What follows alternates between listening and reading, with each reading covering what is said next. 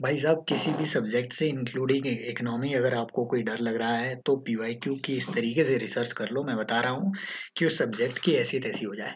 तो यही करने के लिए हमारा ये day 59 of daily PYQ research programme इस दिन में इस सीरीज में इस कड़ी में आपका स्वागत है। और शुरू करेंगे आज का हम प्रोग्राम। जो नए लर्नर जुड़े हुए हैं उन्हें बता दें कि ये हमारा डेली पीवाईक्यूज वेरियस सब्जेक्ट से रिलेटेड हम डेली इसमें रिसर्च करते हैं। आजकल इकोनॉमी का चला हुआ है, आप डेली ज्वाइन कर सकते हैं। ठीक है, डेली कम से कम 5-6 क्वेश्चन 6-7 क्वेश्चन हम यहाँ पे डिस्कस करने की कोशिश करते हैं।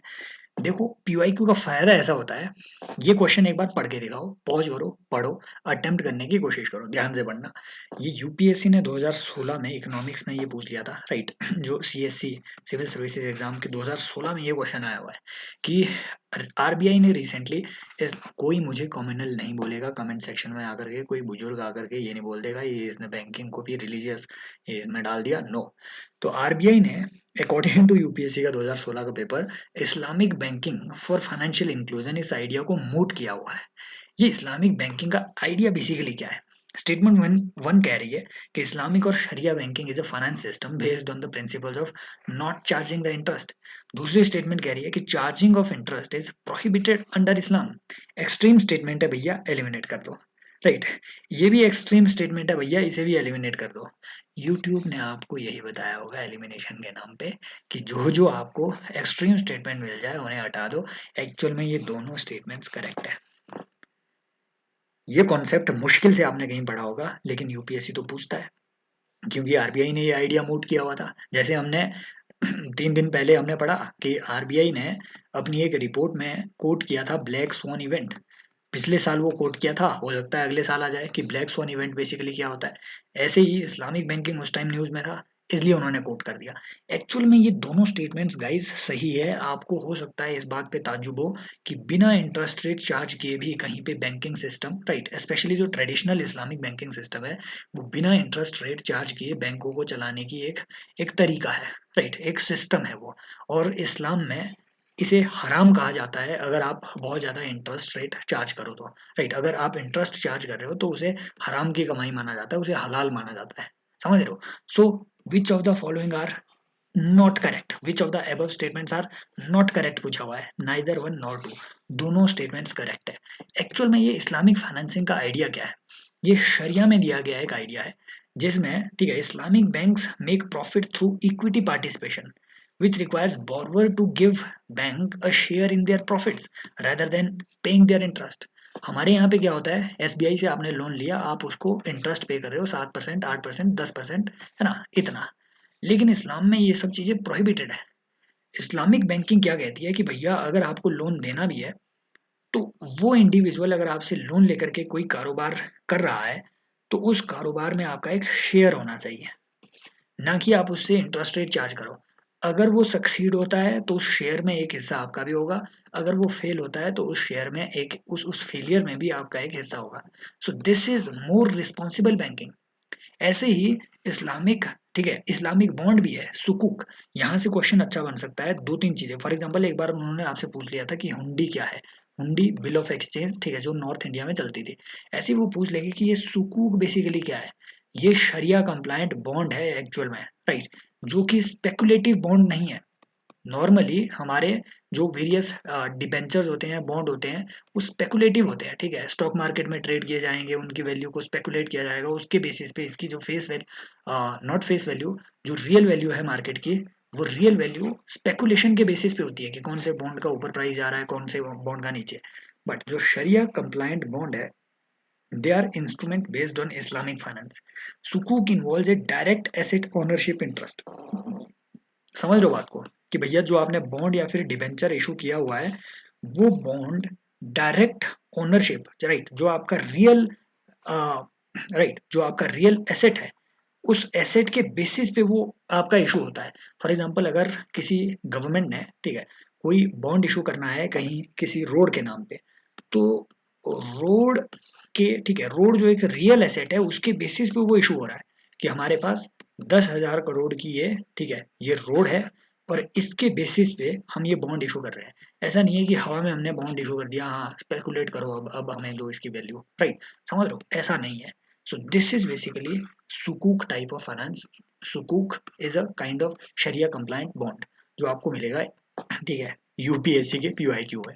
So this is the kind of questions जो कि आपको पीवाईक्यू में मिलते हैं. ये मैंने इंटेंशनली आपको 1999 का क्वेश्चन यहाँ पे निकाल के रखा हुआ है, राइट. इसे अटेम्प्ट करने की कोशिश कीजिए. मैं यहाँ चेक करना चाह रहा हूँ एक बार. आप पॉज कीजिए अपनी वीडियो को, चेक करते हैं कि आप कितने ज़्यादा अटेंटिव है, राइट. इस क्वेश्चन को बिना किसी स्पेसिफिक नॉलेज के आप सॉल्व कर सकते हैं. पॉज कीजिए, क्वेश्चन मार्क कीजिए, ठीक है. आंसर इसमें, ठीक है, जो आपको लगता है उसे मार्क कीजिए. देखते हैं आपका आंसर सही है या नहीं. क्वेश्चन कह रहा है the farmers are provided credit for number of sources for their short and long term needs. The main sources of credit for the farmers include primary agriculture cooperative society, ठीक है, देती है. देन कमर्शियल बैंक्स देते हैं, RRBs देते हैं, private money lenders देते हैं. अगला देखो, NABARD, RBI, commercial banks and private money lenders. कल हमने क्या पढ़ा? RBI as a banker's bank और RBI as a lender of the last resort. जब हमने वो क्वेश्चन पढ़ा उसमें एक स्टेटमेंट यूपीएससी ने ये भी डाली थी कि आरबीआई को lender of the last resort क्यों कहा जाता है. क्या इसलिए कहा जाता है कि जो अदर लेंडर्स हैं, मार्केट के लेंडर, हाँ, जो बोरोअर्स हैं वो डायरेक्टली आरबीआई से लोन ले रहे हैं? No, no borrower directly borrows from RBI. Only banks are allowed to borrow from RBI, right. अब तो गवर्नमेंट भी बोरो नहीं करती है आरबीआई से डायरेक्टली प्राइमरी मार्केट में, कल ही हमने बताया. तो आरबीआई से फार्मर कैसे बोरो कर लेंगे? इसे हटाओ. यही प्रेजेंस ऑफ माइंड यहाँ पे हमने देखना है. डिस्ट्रिक्ट सेंट्रल कोऑपरेटिव बैंक्स, ठीक है, लीड बैंक्स, आईआरडीपी. भाई साहब ये तो प्रोग्राम है गवर्नमेंट ऑफ इंडिया का, इंटीग्रेटेड रूरल डेवलपमेंट प्रोग्राम. ये लैंडिंग कहाँ कर रहा है? आईआरडीपी में. लोन थोड़ी ना, ये एक प्रोग्राम है, ये कोई बैंक नहीं है, हटाओ इसे. देन लार्ज स्केल मल्टीपर्पज आदिवासी प्रोग्राम हो सकता है. District central cooperative bank. IFFCO, भाई साहब ये इफको वही है जिसने नैनो यूरिया पिछले साल बनाया, नैनो डायमोनियम फॉस्फेट पिछले साल बनाया. और ये दोनों चीजें मैंने पिछले साल आपको बताया, करंट अफेयर में क्वेश्चन बने आएगा, पूछेगा कि nano urea, nano diammonium phosphate ये किसने बनाया, नंबर 1. और नंबर 2, क्या ये फर्टिलाइजर कंट्रोल ऑर्डर में शामिल है? बिल्कुल सही, ये दोनों फर्टिलाइजर कंट्रोल ऑर्डर में शामिल हुए हैं, नैनो यूरिया, नैनो डीएपी. इसलिए न्यूज में यहाँ से क्वेश्चन बन सकता है, समझ रहे हो. तो इफको को हटाओ भाई साहब, ये तो एक कोऑपरेटिव है और मेनली ये है ना, फर्टिलाइजर्स को प्रोड्यूस करने में अपना मेन रोल प्ले कर रही है, डेफिनेटली, ठीक है. और इस पर्पज के लिए लेंडिंग वगैरह भी करती है, लेकिन फार्मर्स को डायरेक्ट लेंड नहीं कर रही है ना. हटाओ इन चीजों को. This is the answer. और एक्चुअल में इसका आंसर भी यही है. जो सबसे ज्यादा है ना, हमें लग सकता है कि जो जो सबसे ज़्यादा लेंडिंग हो रही है वो कोऑपरेटिव बैंक करते होंगे या फिर जो फार्मर प्रोड्यूसर ऑर्गेनाइजेशन है वो करती होगी. नो नो नो, सबसे ज़्यादा लेंडिंग फार्मर्स को होती है स्केड्यूल्ड कमर्शियल बैंक से, आपके कमर्शियल बैंकों से. फिर आपके आते हैं, ठीक है, ये, ठीक है, ये जो कोऑपरेटिव्स है, state cooperative, district central cooperative, primary agriculture credit society, ये आते हैं उसके बाद. फिर आपके आते हैं आरआरबीज एटसेट्रा. 2017 का ये आपका, ठीक है, डाटा है आरबीआई की, वहाँ पे मुझे देखने को मिला, राइट. तो इसीलिए मैंने यहाँ पे लगा दिया. लेटेस्ट मुझे नहीं मिला, लेकिन सर्कमस्टांस, ठीक है, कंडीशन ओवरऑल यही है. यहाँ से अच्छा क्वेश्चन बन भी सकता है. क्यों? क्योंकि उन्होंने एक बार पूछा था, 2020 का ही उन्होंने ये क्वेश्चन पूछा हुआ है कि जो किसान क्रेडिट कार्ड है उसके तहत, आई थिंक 2021 में, कि उसके तहत एग्रीकल्चर का लोन किस किस पर्पज के लिए दिया जा सकता है. समझ रहे हो बात को? तो ऐसे क्वेश्चन वो पूछता है. ये एक बार चार्ट अपने बस दिमाग में डाल देना कि यार एसबीआई सबसे ज्यादा दे रहा है, ऐसे दिमाग में रखो, है ना. शेड्यूल कमर्शियल बैंक सबसे ज्यादा लोन दे रहा है, सिंपल. अब देखो, वो लोग जो साइंस एंड टेक में कॉन्फिडेंट नहीं है, जिन्हें मेरा पढ़ाना, ठीक है, सही लगता है, and those who trust me as as a guide and as a competitor friend, so they can join this science and technology course regardless कि आपने अपना कवर किया हुआ है साइंस एंड टेक या फिर नहीं किया हुआ है. you will definitely find something new in this course, you will definitely, that is my promise. So you can join this course, right. and the fees, the price for the first 15 learners वो जब भी आते हैं, ठीक है, तब तक ये 2,000 रुपये होगा. आप ज्वाइन कर सकते हैं, और अगर ज्वाइन करना है तो इस टेलीग्राम आईडीज पे आप जो है मुझे मैसेज कर सकते हैं. ये सब चीज़ें आपको इसमें मिलेगी, पूरी सिलेबस का कवरेज. और मैं नीचे आपको एक वीडियो भी पिन करके दूंगा जो नए लर्नर होंगे. पिछले साल 9 out of 13 science and tech के क्वेश्चन डायरेक्टली पिछले साल की मेरी 9 घंटे की सीरीज से आई थी, उसको प्रूफ के साथ मैंने वीडियो बनाई हुई है.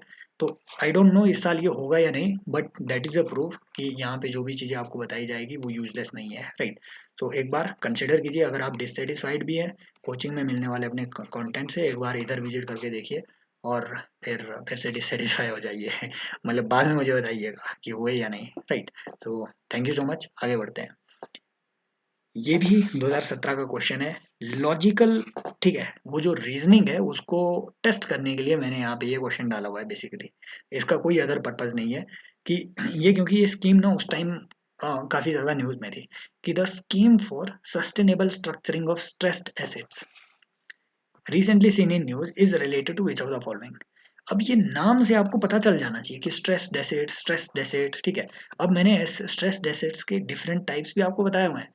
मोस्ट ऑफ द लोगों को लगता है कि जो एनपीए के एसेट्स हैं यही होते हैं स्ट्रेस्ड एसेट। नो, एनपीए बनता है कोई भी चीज 90 दिनों के बाद, ठीक है। एग्रीकल्चर में ये लिमिट ज्यादा है, 180 दिन थे, राइट। कि एक एक सोइंग सीजन, ठीक है, और एक हार्वेस्ट सीजन तक अगर आपने अपना लोन वापस नहीं किया एग्रीकल्चर सेक्टर में, तो ही आप जो है एनपीए कंसिडर किए जाएंगे। बट नॉर्मली 90 दिन तक अगर आप अपने लोन वापस नहीं कर रहे हैं तो आप एनपीए की कैटेगरी में डाल दिए जाओगे। बट भाई साहब, एनपीए से पहले स्पेशल मेंशन अकाउंट भी होते हैं। अब ये एसएमए होते हैं तीन टाइप के, एसएमए 1, एसएमए 2, एसएमए 3। तीन टाइप के अकाउंट मैंने आपको बताए थे। एसएमए 1 चलता है 0 से 30 डेज का स्ट्रेस एसेट, फिर 30 से 60 डेज, फिर 60 से 90 डेज। तो ये कैटेगराइजेशन होती है स्ट्रेस एसेट की भी, समझ रहे हो बात को। तो ये स्ट्रेस एसेट इतनी सब चीजें जब हम सुनते हैं तो ये कहीं ना कहीं बैंकिंग सेक्टर से रिलेटेड होगा क्या, पब्लिक सेक्टर अंडरटेकिंग? नो, है ना। ये important provision, insolvency and bankruptcy code recently implemented by the government, important provision? No. ये स्कीम, कोई पर्टिकुलर स्कीम कोड की, लॉ का पार्ट कैसे बन सकती है? लॉजिकल एलिमिनेशन, समझ रहे हो, ये स्कीम है ना, कानून का हिस्सा कैसे बन जाएगी? No. Then procedure for considering ecological cost. नहीं भाई साहब, हमने देखा ये स्ट्रेस डेसेट जो है हम बैंकिंग के रिगार्डिंग सबसे ज्यादा न्यूज में देखते हैं। तो it is a scheme of RBI for reworking of financial structure of big corporate entities facing genuine difficulties, right. So हाँ, सॉरी, तो ये भी नहीं होगा तब इसका, ये आंसर जो है ये डी होना चाहिए। मैं इसको कंफर्म करूंगा, बट आंसर इसका तब डी होना चाहिए क्योंकि ये भी इसमें ऑप्शन नहीं आता है।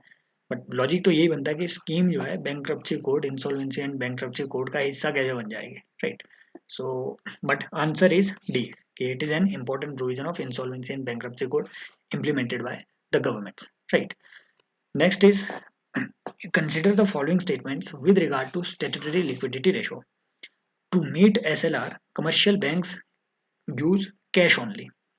दूसरा कि SLR is maintained by banks with themselves. तीसरा कि SLR restricts the bank leverage in pumping more money into the economy. Right. अब देखो, SLR ये एक्सट्रीम स्टेटमेंट भी है ना, ओनली। और आपको यूट्यूबर्स ने बता भी रखा हुआ है कि एक्सट्रीम स्टेटमेंट कहीं मिले तो उसे आपको एलिमिनेट कर देना चाहिए, राइट। और यहाँ पे बिल्कुल ये सही भी बात है कि अगर कमर्शियल बैंक को, अभी हम देखेंगे कि कौन कौन से एसेट्स एसएलआर के अंडर कंसिडर होते हैं, वो सब चीजें हम यहाँ पे देखेंगे, राइट। तो एसएलआर ना सिर्फ आप कैश के फॉर्म में रख सकते हैं, नॉर्मली ये आपकी जो गवर्नमेंट बॉन्ड्स हैं, राइट, जो गवर्नमेंट सिक्योरिटीज है, गवर्नमेंट सिक्योरिटी की फॉर्म में ये रखी जाती है। तो एक को एलिमिनेट कर दो, एक को एलिमिनेट कर दो, दूसरे को चेक करो कि SLR is maintained by banks with themselves. ये बात बिल्कुल सही है। सीआरआर और एसएलआर में इस रिगार्ड में एक डिफरेंस है, इसीलिए मैंने ये क्वेश्चन यहाँ पे डाला हुआ है, वो अभी हम आगे देखेंगे। तीसरा कि SLR restricts the banks leverage in pumping more money into the economy. ये बात भी बिल्कुल सही है, क्योंकि फॉर एग्जांपल कई बार आपसे पूछा जाता है कि अगर आरबीआई को टाइटनिंग करनी है मॉनेटरी पॉलिसी की, या फिर अगर इन्फ्लेशन को कम करना है तो वो क्या करेगी? वो एसएलआर को बढ़ा देगी, ताकि जो बैंक के पास पैसा है वो इकोनॉमी में ना घुस पाए, वो गवर्नमेंट सिक्योरिटी में लगा रहे, राइट, फंसा रहे वो पैसा, ताकि इन्फ्लेशन ना बढ़े। बेसिकली मनी की सप्लाई इकोनॉमी में कम करने के लिए एसएलआर का यूज होता है। 2 and 3 are the answers, right. दूसरी बात, यही क्वेश्चन लगभग ऐसा यहाँ पे पूछा गया था कि अगर आरबीआई डिसाइड करता है to adopt expansionist monetary policy, मतलब कि भैया आपको, अगर आरबीआई चाहता है कि इकोनॉमी में इनफ्लो ऑफ मनी ज़्यादा बढ़ सके, ठीक है, जो मनी का फ्लो है वो मनी का फ्लो ज़्यादा बढ़ सके, तो इनमें से वो क्या क्या करेगा? Cut and optimise SLR ratio, वही सब चीजें बिल्कुल यहाँ पे पूछी गई है कि SLR को क्या कट कर देगा। बिल्कुल सही बात है, SLR को जितना कम रखेगा मतलब बैंकों को स्टैट्यूटरी लिक्विडिटी रेशो में उतना कम पैसा लगाना पड़ेगा और वो उस पैसे को लेंड कर सकेंगे। बिल्कुल सही बात है, डिमांड इंक्रीज होगी।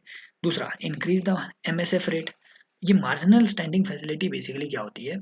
This is a facility right by RBI, जिसमें कि 1% of net demand and time liability, इसका है ना, जितनी भी किसी भी बैंक की net demand and time liability रहती है उसका एक सर्टेन अराउंड 1% तक लोन वो ले सकती है RBI से to settle the immediate financial needs, right. तो अगर ये MSF रेट इन्होंने इंक्रीज कर दिया, जो कि नॉर्मली आपका 4% के आसपास रहता है, 4 साढ़े 4%, अगर ये इंक्रीज कर दिया तो बैंक RBI से कम लोन ले पाएंगे इसके, है ना, वो कम लोन लेंगे और कम आगे लेंड भी करेंगे। तो MSF रेट इंक्रीज करके एक्चुअल में मॉनेटरी पॉलिसी एक्सपेंशनिस्ट नहीं होती है बल्कि टाइटनिंग होती है मॉनेटरी पॉलिसी की, राइट। ऐसा ही कुछ होता है फेड टेपरिंग, ठीक है, USA में इसी को कहते हैं फेड टेपरिंग। फेडरल रिजर्व अगर मॉनेटरी पॉलिसी को टाइट कर दे उसे हम कहते हैं फेड टेपरिंग। तो ये हटा दो, दो ऑप्शन हटा दो, हटा दो, हटा दो, आंसर आपका आ गया, cut the bank rate and repo rate. बिल्कुल सही बात है, बैंक रेट वो रेट है जिसमें आप मुझे बताएंगे कमेंट सेक्शन में बैंक रेट क्या रेट है, समझ रहे हो बैंक रेट क्या बैंक चार्ज कर रहा है या फिर RBI चार्ज कर रहा है? अगर RBI चार्ज कर रहा है तो किससे चार्ज कर रहा है? तो दिस इज द आंसर। अब देखो यहाँ पे SLR और ये स्पेसिफिकली मैंने इसलिए ऐड कर रखा है कि CRR और SLR के बीच में एक फंडामेंटल डिफरेंस है, लीगल डिफरेंस। जो स्टेटूटरी लिक्विडिटी रेशो है ये कहती है कि आपको कुछ एक टाइप के एसेट्स, कौन से, या तो कैश या फिर गोल्ड या फिर, ठीक है, या फिर dated securities of government of India, treasury bills of government of India. आप मुझे कमेंट सेक्शन में बताएंगे अगर मैं बोलूं कि ट्रेजरी बिल सिर्फ गवर्नमेंट ऑफ इंडिया इशू कर सकती है तो ये स्टेटमेंट ट्रू है या फॉल्स, आप मुझे कमेंट सेक्शन में बताएंगे। फिर डेटेड सिक्योरिटी ऑफ, है ना, स्टेट गवर्नमेंट्स, है ना, state development loans and other, है ना, other instruments as may be notified by Reserve Bank of India. इन सब इंस्ट्रूमेंट्स में जो भी पैसा इन्वेस्ट किया जाएगा अंडर SLR वो रहेगा बैंकों के पास, वो RBI के पास नहीं जाएगा। बट जो CRR होता है, जो हम आगे ये CRR देखेंगे, ये CRR RBI के पास इन्हें जमा करना पड़ता है। जो CRR रेट होता है कि आपकी किसी भी पर्टिकुलर बैंक की जो net demand and time liability है, कि कितनी आपकी लाइबिलिटी है अपने कस्टमर्स के लिए, ठीक है, कितने बेसिकली आपके पास डिपॉजिट जमा है, अब डिपॉजिट उनको वापस भी करने पड़ेंगे। तो उस पूरे डिपॉजिट का, उस net demand and time liability का एक सर्टेन परसेंटेज CRR के रूप में RBI के पास जमा करना पड़ता है कैश के फॉर्म में। लेकिन ये इन सारे एसेट्स में अपने पास रखते हैं बैंक, RBI के पास इसे जमा नहीं करेंगे वो, नंबर वन, ठीक है, ये डिफरेंस। नंबर दो, there is a statutory difference. Statutory difference है कि जो SLR है it is mandated under RBI act, जो sorry banking regulation act, BRI act, बैंको, ठीक है, जो आपका ये बैंकिंग रेगुलेशन एक्ट है 1949, इसके अंडर SLR का प्रोविजन है। बट जो CRR का प्रोविजन है वो RBI एक्ट के अंडर है। ये भी आपको दूसरी बात याद रखनी है। आप मुझे बताएंगे कि चलो ठीक है, बैंकों को तो बैंकिंग रेगुलेशन एक्ट के तहत रेगुलेट किया जाता है, आप मुझे बताएंगे जो NBFCs हैं उन NBFCs को RBI कौन से एक्ट के तहत रेगुलेट करता है? उनको रेगुलेट करने की पावर्स RBI को कहाँ से मिलती है? ये आप मुझे कमेंट सेक्शन में बताएंगे, समझ रहे हो। दूसरी बात कि जो कॉइन्स हैं, कॉइन्स को इशू करने की पावर्स तो जो गवर्नमेंट ऑफ इंडिया को कॉइनेज एक्ट से मिलती है, बट RBI को कौन से एक्ट से नोट को प्रिंट करने की पावर मिलती है? ये भी आप मुझे कमेंट सेक्शन में बताएंगे, समझ रहे हो। ये सारे क्वेश्चन आपको कमेंट सेक्शन में पार्टिसिपेट करने पड़ेंगे। So this is about your CRR SLR। कम से कम इतना आपको याद रखना है, बाकी कुछ भी SLR के बारे में याद रखने की जरूरत नहीं है। सिंपल बात, SLR और CRR या फिर कोई भी RBI का इंटरेस्ट रेट वो अगर बढ़ेगा तो लिक्विडिटी कम होगी, सिंपल बात, ये फॉर्मूला आपने याद रखना है बस।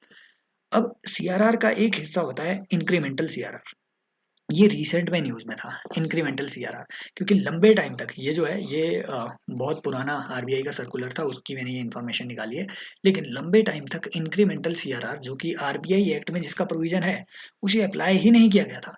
रिसेंटली क्या हुआ, जब 2000 रुपए के नोटों को वापस मांगा RBI ने तो बैंकों के पास लिक्विडिटी बढ़ गई। अब उस लिक्विडिटी को कम तो करना ही था, RBI ने अब क्या किया कि हम ना इंक्रीमेंटल CRR लागू करेंगे, कि ओरिजिनल CRR वैसे ही रहेगा लेकिन एक पर्टिकुलर डेट से, कि जब आपका ये 2000 रुपए का नोट बैन हुआ या फिर इसे वापस मांगा गया तब से लेकर के अराउंड अगले 6-7 महीने तक हम इंक्रीमेंटल सीआरआर लगाएंगे कि बैंकों के पास जितना एडिशनल आपका पैसा आया उस एडिशनल पैसे का एक सर्टेन परसेंटेज आप सीआरआर में लगाएंगे, समझ रहे हो? उसी पैसे का, पूरे पैसे का नहीं, पूरी net demand and type liability का नहीं, उसी एक पर्टिकुलर पैसे का एक हिस्सा आप सीआरआर में रखेंगे। This is incremental CRR. और अब आरबीआई धीरे धीरे से विड्रॉ भी कर रही है। क्लियर? यहाँ आपको मिल जाएगा डिमांड लाइबिलिटीज बेसिकली क्या होती है और टाइम लाइबिलिटीज कैसी है। मैं आपको, ठीक है, इन सब चीज़ों को बहुत डिटेल में नहीं बताऊंगा, बट ये याद रखना है, डिमांड लाइबिलिटीज मतलब शॉर्ट टर्म, जो आपको डिमांड में अवेलेबल हो। आप अगर बैंक में जा रहे हैं और आप बैंक से मांग रहे हैं कि हाँ मुझे मेरे, ठीक है, जो सेविंग अकाउंट है, जो मेरा करंट अकाउंट है उससे मेरा पैसा निकालो, तो सेविंग अकाउंट हो गया, करंट अकाउंट हो गया, ये है ना, ये और आपके डिमांड ड्राफ्ट हो गए, ठीक है, ये सब जो चीज़ें हैं, डिमांड डिपॉजिट्स एक्सेट्रा, ये सब चीज़ें आपकी आती है डिमांड लाइबिलिटी में। टेलीग्राफिक ट्रांसफर हो गया, मेल ट्रांसफर हो गया, ठीक है, डिमांड ड्राफ्ट हो गए, ये सब डिमांड लाइबिलिटी है। ऑन द स्पॉट बैंक को ये आपको देना पड़ेगा, वो रिफ्यूज नहीं कर सकता। टाइम लाइबिलिटी होती है जिसमें एक मैच्योरिटी पीरियड होती है, ठीक है, 1 साल का, 2 साल का। फॉर एग्जांपल आपकी एफडी हो गया, फिक्स डिपॉजिट हो गया, है ना, कैश सर्टिफिकेट्स हो गया एक पर्टिकुलर टाइम का, और फॉर एग्जांपल आपके रिकरिंग डिपॉजिट्स हो गए, स्टाफ सिक्योरिटी डिपॉजिट हो गए, ये सब आपकी टाइम लाइबिलिटी में आते हैं। ऐसे वो क्वेश्चन पूछ लेते हैं कि इसमें से डिमांड लाइबिलिटी में क्या होगा, टाइम लाइबिलिटी में क्या होगा। क्लियर? सो आई होप ये जो सेशन है ये आपकी प्रिपरेशन में थोड़ी बहुत वैल्यू एड कर पा रहे होंगे। कर पा रहे हैं? कमेंट सेक्शन में जरूर बताइए। और अगर मेरा पढ़ाना आपको सही लग रहा है, अच्छा लग रहा है, तो आप ये कोर्स ज्वाइन कर सकते हैं। 28 तारीख से लाइव आपके लेक्चर्स शुरू हो जाएंगे, 28 फरवरी से, ठीक है। और आपको रिकॉर्डेड सेशंस भी डेफिनेटली आपको मिलेंगे। तो आप मुझे कांटेक्ट कर सकते हैं टेलीग्राम पे, लिंक भी आपको डिस्क्रिप्शन में मिल जाएगा। Take care, bye bye, as always love you.